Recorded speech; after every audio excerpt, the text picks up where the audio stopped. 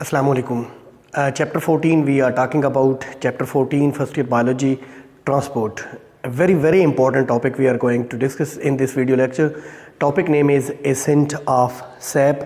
Basically इस topic में हम देखेंगे ascent of sap क्या होता है, जाइलम वेसल्स के थ्रू जो सैप की अपवर्ड मूवमेंट है वो क्या होती है, ट्रांसपोर्ट क्या होती है।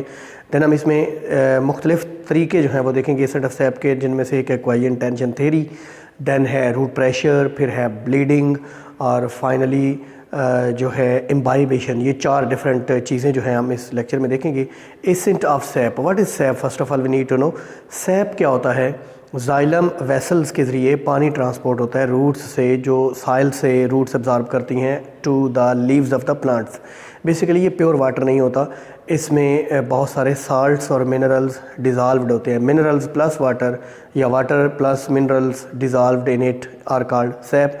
एसेंट का मतलब होता है मूवमेंट टुवर्ड्स अपवर्ड, यानी असेंडिंग, जैसे एसेंट ऊपर जाना, यानी ये the movement of water and dissolved minerals called as sap through the xylem vessels from roots to leaves of the plants is called as ascent of saps. Basically roots में जो water है उसकी absorption होती है, epidermis of the roots, then cortex of the roots, then endodermis, then xylem vessels, xylem tissues, the vascular bundles which are the xylem and phloem into xylem of the roots, then into the xylem of stem, into the xylem of midrib, then into the reticulate venation, और finally वहाँ से evaporation of water हो जाती है, जिसे transpiration कहते हैं।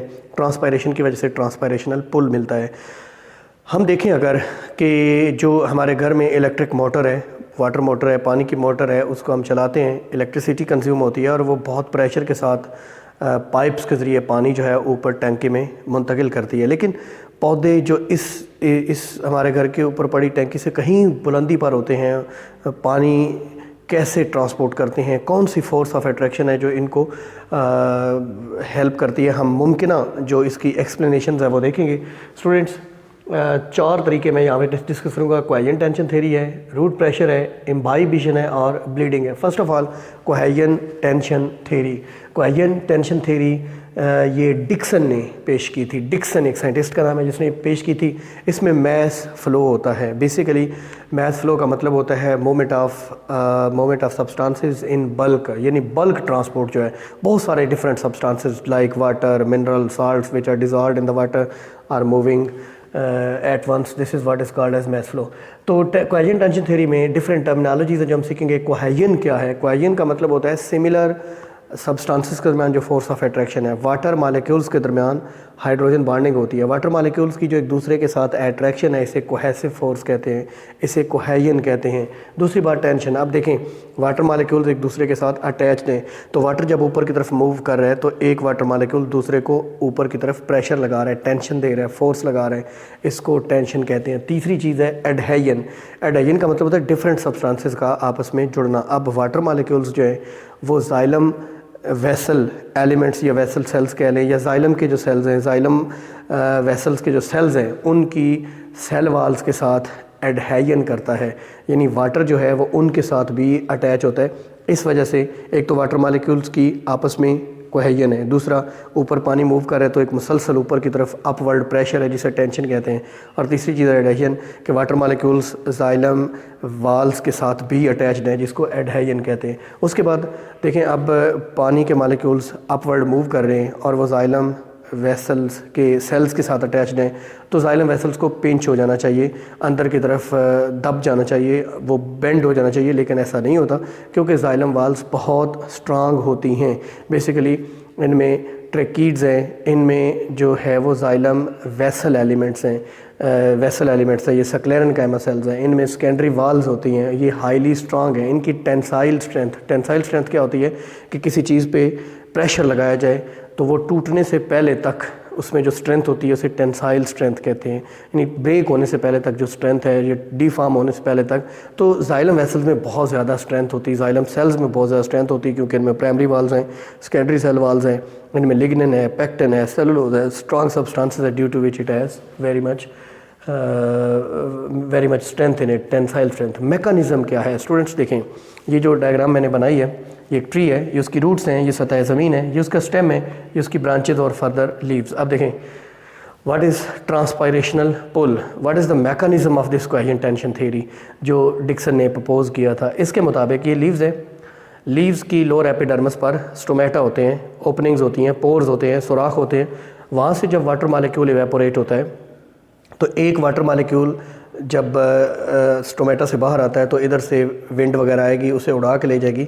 जब वो उड़ेगा तो वो पिछले मालिक्यूल के साथ इवेपोरेट होने का मतलब ये होता है कि एक मालिक्यूल दूसरे मालिक्यूल से अपनी कोएसिव फोर्सेस को ब्रेक करके, अपनी इंटरमालिक्यूलर फोर्सेस को ब्रेक करके हवा में चला जाए, गैसियस स्टेट में चला जाए। तो जब वाटर मालिक्यूल यहाँ से इवेपोरेट होंगे तो वो पिछले मालिक्यूल को थोड़ा सा पुल लगाएंगे। जो पीछे वाटर मालिक्यूल्स हैं मेसोफिल सेल्स में, उनको अट्रैक्शन लगेगी। मेसोफिल सेल से मिड रिब, जाइलम, और फिर यहाँ से ये ट्रांसपायरेशन की वजह से ये जो पुल है अपवर्ल्ड की तरफ, जो प्रेशर है ये रूट्स तक जाएगा, इसको ट्रांसपायरेशनल पुल कहते हैं। इस तरीके से फिर ये ब्रांचेस के अंदर फिर ये यहाँ पे चूँकि कोहेजन भी है, टेंशन भी है, एडहेजन भी है स्टेम के अंदर, तो water molecule will stop moving upward. Similar is true for the roots. तो स्टूडेंट्स ये है मैकेनिज्म। अब हम देखेंगे रूट प्रेशर। देखें what is root pressure. Root cells के इर्द गिर्द जो सेल्स होते हैं वो एक्टिव ट्रांसपोर्ट की मदद से कुछ साल्ट्स सेक्रीट करते हैं, कुछ साल्ट्स सेक्रीट करते हैं, जिसकी वजह से वहाँ पे प्रेशर बढ़ता है। तो पानी इर्द गिर्द से ऑस्मोसिस के ज़रिए रूट्स के अंदर दाखिल होता है और फिर वो अपवर्ड मूव करना शुरू हो जाता है। ज़ाहिर है जब पानी की कंसंट्रेशन बढ़ेगी, पानी की अमाउंट या मैग्नीट्यूड बढ़ेगी तो it will start moving upward. इसको रूट प्रेशर कहते हैं। आमतौर पे ये 100 to 200 किलो पैस्कल होता है, जो कि एक नेग्लिजिबल अमाउंट है, लेस अमाउंट है in a set of saps. A set of sap में इसका बहुत ज़्यादा रोल नहीं है। मैक्सिमम जो है ये 800 किलो पैस्कल तक नोट किया गया है। यहाँ पे एक डेफिनेशन दी गई है गटेशन या एक्जियूडेशन। कुछ जो प्लांट्स हैं जैसे कॉलीफ्लावर है या स्ट्रॉबेरी है, इनके पत्तों के मार्जिन्स के साथ वाटर सेक्रीटिंग ग्लैंड्स होते हैं जिनको हाइडाथोड्स कहते हैं, जिनको हाइडाथोड्स कहते हैं। इनमें से जब रूट प्रेशर यानी नीचे से पानी जो एब्जॉर्ब किया, ख़ास तौर पे रात के वक्त जब हवा में मॉइस्चर बहुत ज़्यादा है, यानी इवेपोरेशन जब बहुत स्लो हो गई है, उस वक्त ये होता है कि लीव्स के मार्जिन्स के साथ वाटर सेक्रीटिंग ग्लैंड्स हैं, वहाँ से वाटर रिमूव होता है, यानी वाटर बाहर आता है और ड्रॉप्स की शक्ल में नीचे। इसे गटेशन या एक्सुडेशन कहते हैं। स्टूडेंट्स नेक्स्ट है इम्बाइबिशन और bleeding. What is imbibition? Imbibe का मतलब होता है without dissolve, absorption without dissolve. Imbibe होने का मतलब, अब सेल वाल के अंदर सेलुलोज है, पैक्टन है, लिग्नन है, इनके अंदर ये पानी के अंदर डिज़ोल्व नहीं होते, तो ये वाटर को एब्जॉर्ब करते हैं, जिससे इम्बाइब होना कहते हैं। डिज़ोल्व होना और इम्बाइब होना दो डिफरेंट चीज़ें हैं। ख़ास तौर पे ये जब जर्मिनेटिंग सीड्स होते हैं ना, जब जर्मिनेशन उनकी होती है तो उस वक्त ये बहुत इंपॉर्टेंट फिनोमेना है। जो सीड्स हैं वो बहुत ज़्यादा वाटर एब्जॉर्ब करते हैं, जिससे उनका साइज़ 200 टाइम्स बढ़ जाता है, वो बस्ट कर जाते हैं और उनकी जर्मिनेशन हो जाती है। फाइनली है जी ब्लीडिंग। कुछ प्लांट्स ऐसे हैं जैसे ग्रेप वाइन है या पाम्स हैं, उनको अगर कट लगाया जाए, प्रूनिंग की जाए, उनको टैप किया जाए तो उनसे कुछ लिक्विड जो है वो ऊज आउट होता है, निकलता है, इसको ब्लीडिंग कहते हैं। कुछ प्लांट्स में ये 24 आवर्स में 10 से 15 लीटर तक ऊज आउट होता है, इसे ब्लीडिंग कहते हैं। ठीक है जी, ये भी एक फिनोमेना है प्लांट्स के अंदर। इसमें दो चीज़ें हैं जी ख़ास तौर पे जो शामिल हैं, एक जाइलम और फ्लोएम के अंदर जो वाटर प्रेशर है वो, और दूसरा रूट प्रेशर। दो चीज़ें इसमें कंट्रीब्यूट करते। तो स्टूडेंट्स ये था हमारा टॉपिक एसेट ऑफ सैप, इसमें 4 चीज़ें पढ़ी। क्वाड्रेंट टेंशन थ्योरी पढ़ी, दूसरे नंबर पे हमने इसमें रूट प्रेशर पढ़ा, इम्बाइबिशन पढ़ा और ब्लीडिंग पढ़ी।